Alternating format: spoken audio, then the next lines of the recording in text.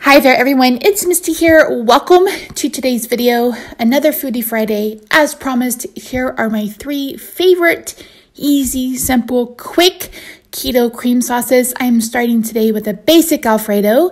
I am starting with a pint of heavy whipping cream, and then I'm going to add in 2 tablespoons of cream cheese. It doesn't have to be the whipped cream cheese that I'm about to show you. This was just what I had in my refrigerator because I use my brick for my egg loaf. And but again, around roughly 2 to 3 tablespoons of cream cheese, and then Parmesan cheese. I just use the canned cheese. You can use grated cheese, you can use Parmesan Reggiano, you can use any kind of Parmesan that you want. It's completely up to you. And then I'm going to add in some garlic powder. I did a really good job of getting in frame. When I was making this, I was literally sitting in my wheelchair by the stove trying to film this and cook it at the same time. So I'm not going to add any other seasonings to this. Of course, the cheese is going to add the salt that we need for this. And you can add white pepper if you want to. I just don't find that it needs it. You can add more more garlic if you want to. You could add minced garlic if you want to. This is just a basic recipe.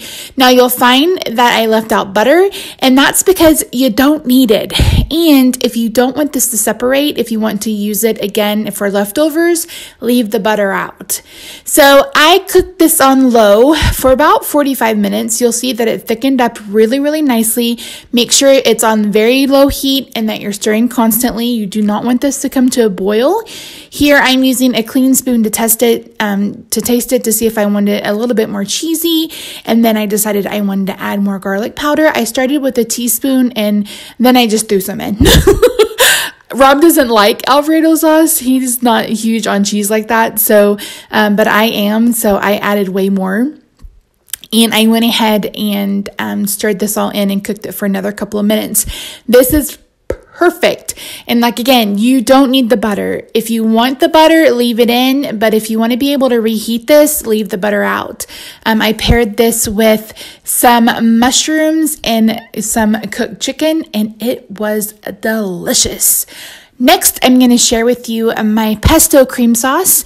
So before I get started, here I am preheating a pan. Don't do that. You'll see why in just a minute. I put this oily pesto in a hot pan and it started popping around like crazy and I got so burned. So if you do this, start this in a cold pan. You don't have to do this in a skillet. You can do this in a little saucepan off to the side while you cook your protein.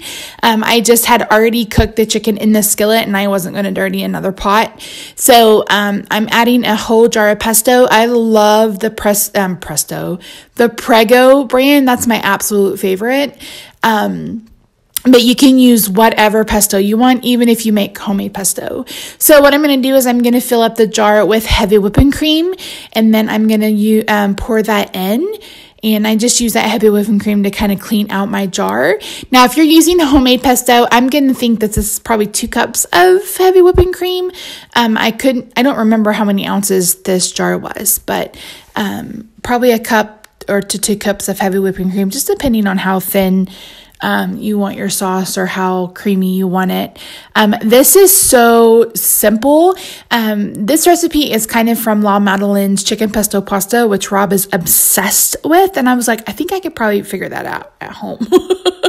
So here you see me adding some of the grated Parmesan. I like to add extra Parmesan cheese to just kind of help thicken it back up just a little bit.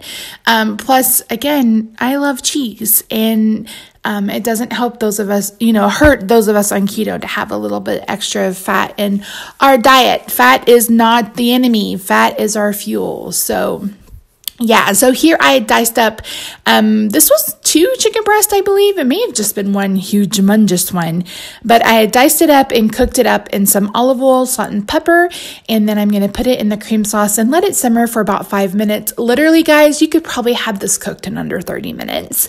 And I just eat this as is, and then I like to mix it, of course, with pasta for Rob. Last but not least is my Tarragon cream sauce. So I have a bunch of Tarragon from Sprouts, some pink sauce, a whole head of garlic, and then a pint of heavy whipping cream. This is why I no longer buy my heavy whipping cream from Aldi. Also, Walmart got smart and they made it there's the same price. So I don't like not having the screw top anymore, because a lot of times I'll open a heavy whipping cream and I'm using it, for cooking and for drinking and coffee. And it's like, come on now, Aldi, go back. Anyway, that's a tangent. One thing you want to know about this sauce is it needs salt. You're going to want to make sure you add at least 2 tablespoons. You may need to add more later. You can always test it. But it definitely needs a lot of salt. And then I'm going to add in this entire bunch of tarragon. If you've never tried tarragon, it definitely has a licorice flavor. Now, let me say this. I hate black licorice with the passion of 10,000 men. But Rob and I stay at a bed and breakfast in southern Oklahoma called the Shiloh Morning Inn. And I'm going to link that down below because you guys need to go. It's absolutely beautiful. And he made this chicken tarragon dish. And I had it and I was like, oh my gosh, like licking the plate. It was so good. So he kind of, gave me a hint of what he used, and I just kind of came home and recreated it for myself. One thing that you want to do, this one takes a little bit longer because I like to let my garlic and my tarragon leaves steep in this heavy whipping cream for 45 minutes to an hour. You could probably do this the day before and then reheat it, because we're not adding another fat to it. So there's not going to be any issue of separation. And we keep this in the refrigerator, and we'll have roast a couple of days. And then later on in the week, I'll cook a steak and we'll pour this over it, or I'll make chicken. We'll pour this over it. You can just smash your garlic here. That's what I'm doing. I'm about to take out my frustrations on these garlic cloves. You don't necessarily have to worry about peeling it, because we are going to completely strain this sauce when it's done. So again, you want to do the most flavor that you can. If you're not a fan of tarragon, try fresh rosemary and thyme. I've done that before. When I used to make potato gratin, I would steep rosemary, thyme, and garlic in heavy whipping cream like this and make the cream sauce for it. So good, so good. So again, you're going to want this on very low heat, like the lowest heat on your burner. You're going to want to put a lid over it, and at least 45 minutes to an hour, even longer if you can. So, but again, it's completely up to you. So here I'm going to go ahead and show you how I prepare my roast. This is a beef sirloin roast, top sirloin roast. I don't remember what it's called. We actually get this when we go to Sam's and do our big shopping haul. If you haven't seen that video, I will try to link it on the inslate. And this actually comes huger than this, and I cut them in half and then I vacuum seal them because it's just the 2 of us. So this is plenty big, and we get at least 2 meals out of it. So I'm going to coat the entire thing in extra virgin olive oil. You could use lard if you wanted to. You could use avocado oil, anything that can withstand a temperature of at least 400 degrees. And then I'm going to be using this English prime rib rub from Penzeys. Oh my God. This is so good. It's delicious on this beef roast. It's amazing on burgers. It really is good on all sorts of cuts of beef. Now I don't use it on ribeyes because I am a firm believer that ribeyes just need salt and pepper. If you have a good steak, the marbling will take care of the rest for you. But that's just me. But I'm going to go ahead and cover this entire thing with this rub. It's just so good. And you see me using a pair of tongs here, and then I'm going to grab a new spoon because I don't want to contaminate my spice bag. But I love Penzeys. Can't say enough about them. If you're in the Dallas-Fort Worth area, there's actually a Penzeys store off of Preston in 635. It's on, south of 635 on Preston, over by the tollway. So good. Their Vietnamese cinnamon is worth the drive. Their Arizona Dreaming is good. Their chicken taco seasoning is good. This is good. Their Mitchell Street barbecue is good. So here I'm inserting a probe thermometer that we just picked up at Target. You could probably get one on Amazon. That's at 125 degrees. I've actually started going down to 115 degrees So you just cook it until it reaches that internal temperature for medium.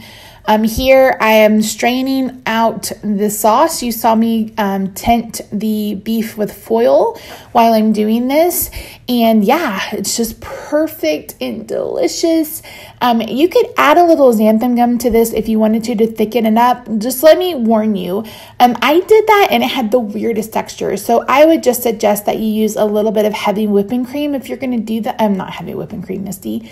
Cream cheese, if you're going to do that. It's a really good thickener for cream sauces. So here I'm just slicing this up.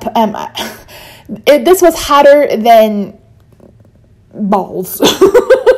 And I was having a hard time keeping track of it with my knife and my tongs. So, but you can see how beautifully medium it is all the way through. And as it got more towards the middle, it got a little bit more medium rare, which is Rob. Rob is a rare, medium rare kind of person. So I paired this with my famous green beans that are also on this channel that I will link on the insert. Rob is having his with roasted potatoes, and I'm just having mine with the green beans. But yeah, so those are my 3 easy and simple and delicious cream sauces fit for keto or low carb way of living. You can actually eat these for people who aren't low carb. The pesto cream sauce and the Alfredo sauce can go over pasta. Like I said, if you plan on reheating that Alfredo sauce, leave out the butter.